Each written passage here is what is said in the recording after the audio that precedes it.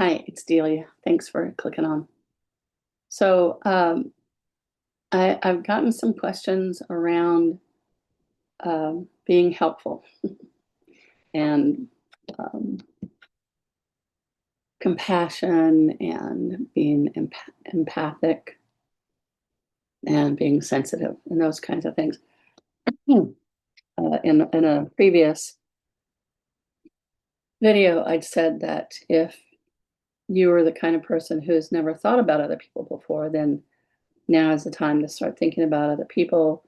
The checkout person at the grocery store, your mother, your sister, people you haven't gotten along with. If you have been focused almost entirely on year number one, then it is time to start thinking about other people. If you're the kind of person who is always thinking about other people, then it is time to start thinking of you first. And this can seem a little tricky, but it's really pretty straightforward.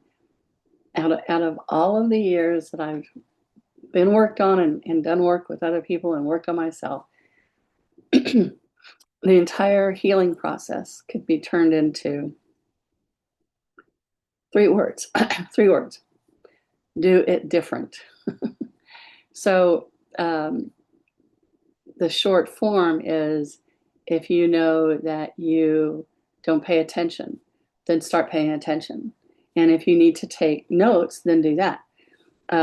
If you are hypervigilant and your attention is always outside of yourself and whether or not you're safe in terms of other people, then now is the time to start turning all of that attention inward. If you talk a lot, it's time to be quiet. If you're quiet a lot, it's time to start talking.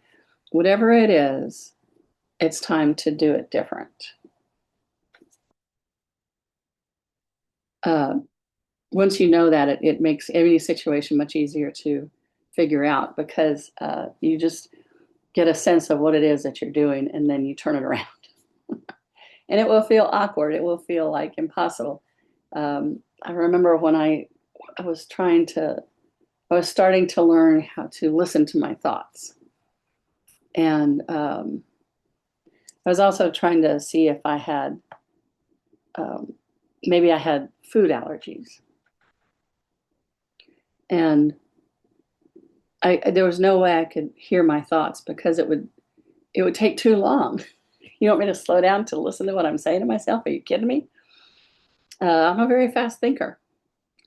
And, I would read something in a health capacity that said, start taking out the things that you think you might be allergic to. I remember thinking, how would I know this? I mean, I like a lot of people, I grew up in this culture, so I ran on my stories. And if my story didn't include, I have an allergy to X, then how would I know I had an allergy? It sounds really silly, but it's totally the way this culture is organized, and it's the way we're trained. So we've heard about emotional work. No, that's not the right thing. It's the thing where the family can run because the females in the family are sucking up and absorbing all of the emotionality. It's not necessarily females, men do this too, sucking up all the emotionality and making everything okay for everybody. There's usually somebody in the household that everybody else has to walk on eggshells around. And that person is usually the one saying that they're the most put upon and the victim of the whole thing. So it's already mind bending, altering. So to start, if you look, I should have one here, but I don't. If you look at a screw, it goes around and around and around and around. It goes, up or down. But it's a metal object, and things go in this circuitous cycle. So when we live in an insane culture like we do, and we live with nutty people like we do, we accommodate, we change ourselves. Some of us learned how to not say we had any needs. We learned how to pretend we didn't have any needs to hide them from ourselves as well as anybody else. Some learned to announce their needs and thinking they're being assertive, they're actually just aggressive and steamrolling everybody to get their needs met. By the way, a healthy organism does know how to get their needs met, but it's not at the expense of everybody around them. So I have too many topics going on, but I'm going to resist the urge to stop. All right. So if you have grown up in a situation where you learned coping patterns, which covers everybody, then once you get to be an adult, you may not notice right away that the coping patterns don't work for you. It may take 10, 20, 30, 40, 50 years. But at some point, you will notice that responding this way or assuming this or doing that really isn't quite working for you anymore. And that's where the do it different comes in. It's a shorthand, right? Sensitive people, psychic people, intuitives, empaths, most of us have these awarenesses and these, what do you call them? Senses. So in Plato, he says there's 5 senses: touch, smell, sight, sound, taste. But in neuroscience, there's something like 92 senses to a body. And they include the sense of where your body is in space, where your limbs are. That's why they have you do that test. The sense of direction. Time is a sense. And a lot of people are time blind. And then people who have a good sense of time make the people who are time blind less than, because their strength, the people who have a sense of time, shame the people who don't have a sense of time as though it's a character defect, as though you should be shamed for being, colorblind. It's a goofy idea at best. So the abbreviation, the shorthand is whatever you normally do it different. And you will always learn something. I mean, even if you take something that's not a huge problem and do it different, you're going to learn something. So, for instance, when I had the same job year after year, I would take different routes to get to work. Sometimes I would take the bus. Sometimes I would drive a different avenue. The thing about doing things differently is that it gets you out of like a lull or, like a hypnotic state, just kind of a trance state, not a generative trance, but just kind of blah. There's nothing blah about life, and there's nothing blah about being alive, and there's nothing blah about being you.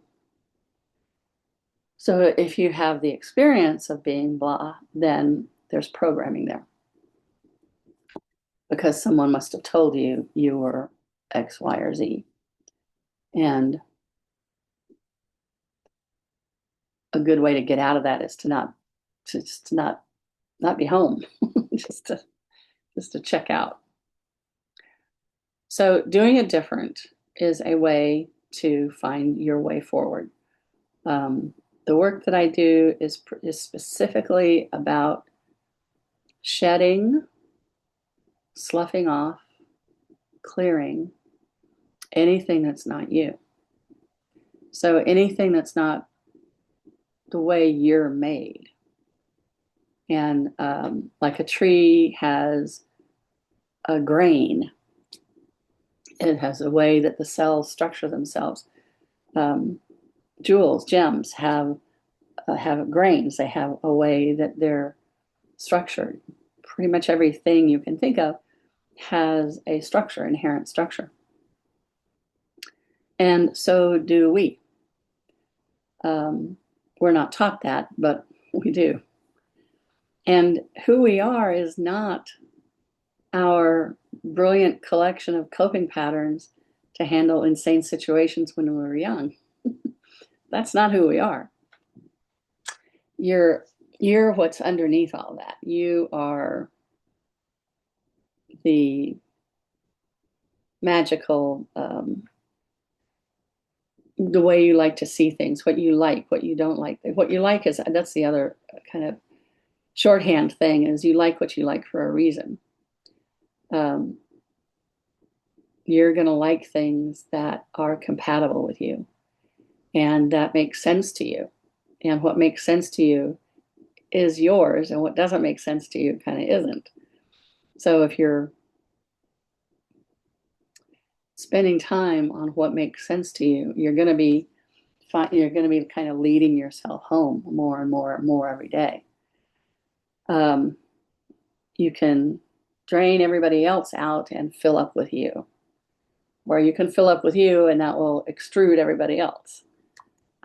Either way, and it's usually like a combination of all of those to get back to you. So in this kind of wishy-washy, it's not wishy-washy, it's a mixed bag of the Judeo-Christian ideas. The whole idea of original sin is really, really heavy. Doesn't matter if you've never been to church. It's like a foundational part of our culture. And it basically means things like, take me literally here, it basically means things like a baby is an empty shell and you have to fill it up with stimulation and thoughts. You have to program it like it's a computer. This is not true at all. And it can bring you a world of hurt to approach small people in that way. And it certainly brings them a world of hurt. So if you flip it to what if you try original blessing? What if everything about you, factory delivered, so to speak, what if everything about you has information that if you knew how to hear it, you would want to know?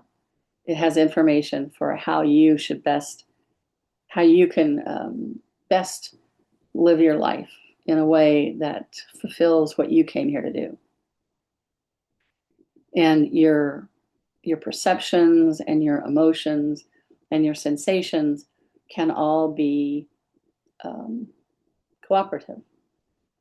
They can all be equal members of the navigation board.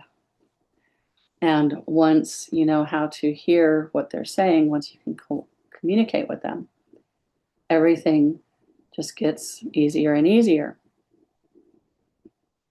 because you're hearing what's true for you. So this is how you get into the driver's seat. Now, it can be tricky to try to get in the driver's seat.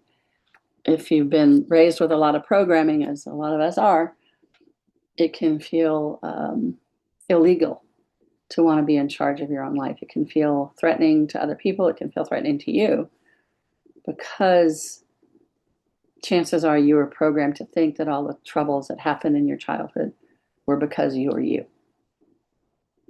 When in reality, the troubles happened in childhood because society is society. And grown-ups are not taught how to be grown-ups and how to heal their own inner children, or how to listen to their parts, or how to recognize they do have parts.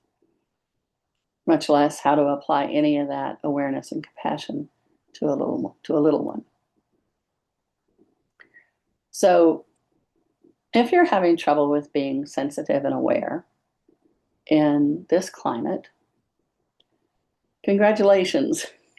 You're not as lost as you thought you were, because this environment, one of the great things about this environment is that everybody, to their own degree and readiness, is able to see now that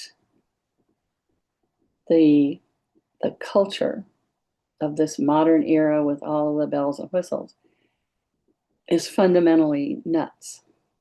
It just is. Arts, dance, it mimics machinery now. It doesn't mimic nature. We've been extracted from our nature and needing to get back to become human again, to put the pathology on the premises and on the assumptions instead of on you. It's a practice. It takes time, it takes space, and it takes coaching.